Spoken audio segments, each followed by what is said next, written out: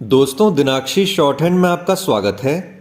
अगर आप चैनल पर नए हैं तो चैनल को सब्सक्राइब करें और बेल आइकन ज़रूर दबाएं।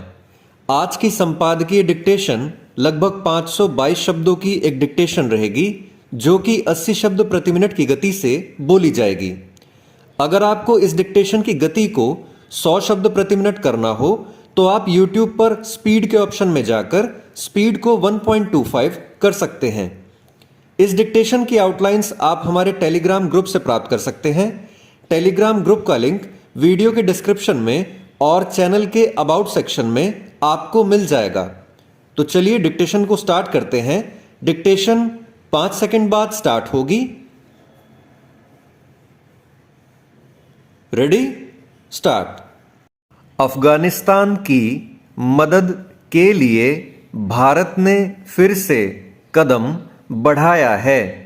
संकट से जूझ रहे अफगान नागरिकों के लिए यहां से भारी मात्रा में जीवन रक्षक दवाओं की खेप भेजी गई है।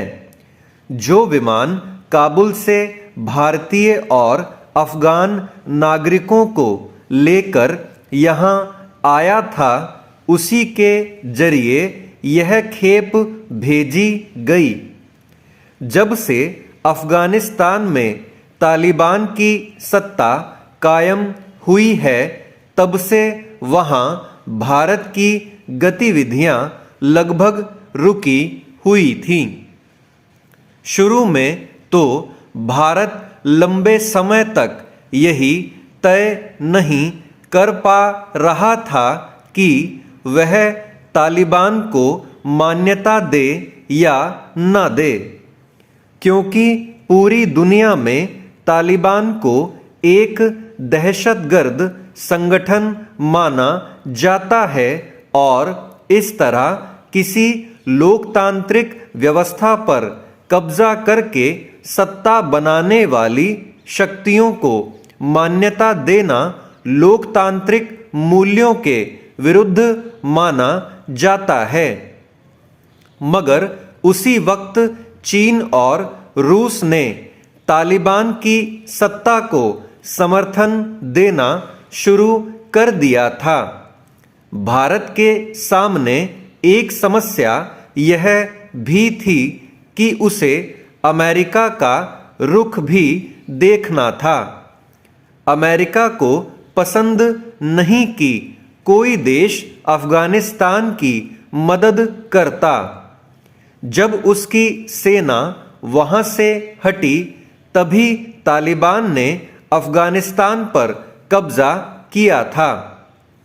इसलिए दुनिया के वे सभी देश तालिबान के विरोध में खड़े थे जो अमेरिका के मित्र थे। चेंज।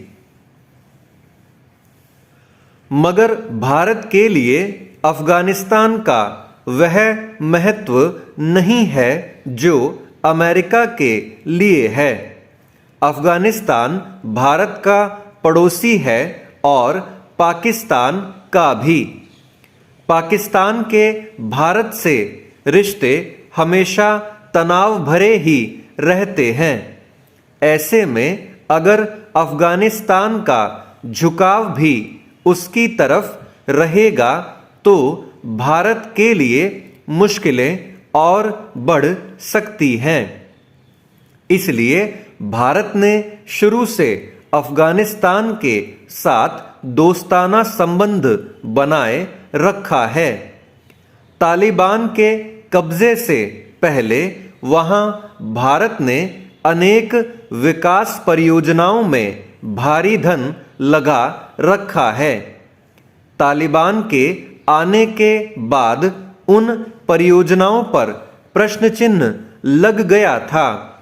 फिर जिस तरह चीन ने अफगानिस्तान में अपने पांव जमाने की कोशिश की, उससे भारत के लिए बड़ा खतरा पैदा हो सकता था।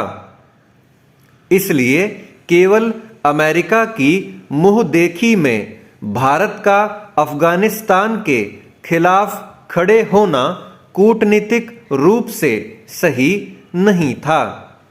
अब जब रूस के साथ भारत के रिश्ते कुछ और मजबूत हुए हैं, भारत ने अमेरिका की परवाह न करते हुए रूस से अत्याधुनिक हथियारों का सौदा किया है। तब से स्थितियां काफी बदली हैं। पुतिन के भारत दौरे के बाद समीकरण थोड़े और बदल गए। रूस भी तालिबान के प्रति नरम रुख अपनाए हुए है। चेंज।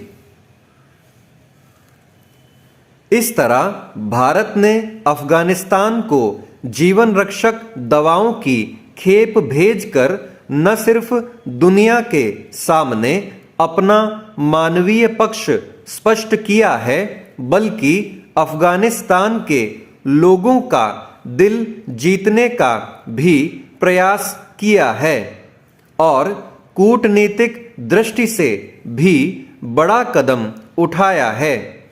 चीन और अमेरिका दोनों को इससे स्पष्ट संकेत मिल गया है। भारत अभी अफगानिस्तान को 50,000 टन अनाज और दवाओं की कुछ और खेप भेजने वाला है। यह खेप पाकिस्तान के रास्ते जानी है। पाकिस्तान ने इसके लिए रास्ता दे दिया है। उस पर दोनों तरफ के अधिकारी अंतिम बातचीत के दौर में हैं। तालिबानी हमले की वजह से अफगानिस्तान में बड़ी तबाही मची है।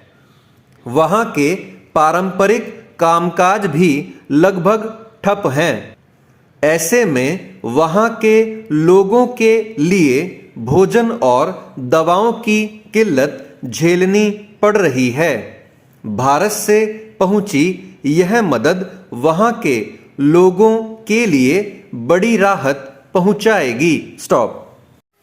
दोस्तों, डिक्टेशन अच्छा लगा हो तो वीडियो को लाइक और शेयर करें और चैनल को सब्सक्राइब करके बेल आइकन जरूर दबाएं।